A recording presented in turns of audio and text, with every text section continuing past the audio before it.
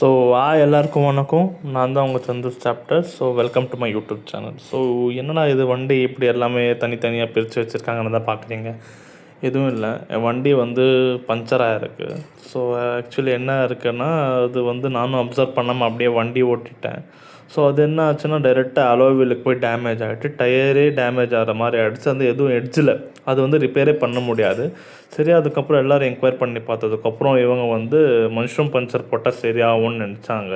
ஆனால் அங்கே நடந்தது தான் வேறு.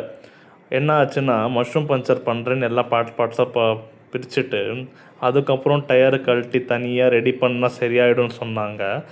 அங்கே வந்து ரெடி பண்ணி எல்லாமே கழட்டி ஏதோ பண்ணாங்க. சரி, ஓகே, சரியாகும்னு ஒரு ஹோப்ஃபுல்லாக தான் இருந்தேன். ஏன்னா அந்த வண்டியோட டயர் வந்து வெறும் 7000 கிலோமீட்டர் தான் ட்ரிவன் ஆகிருந்துச்சு.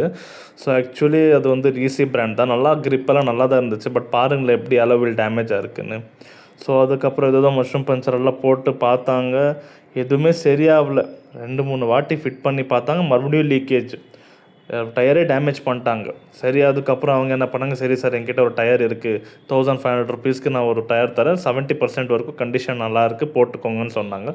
ஸோ பாருங்கள், இதுதான் அந்த டயரு.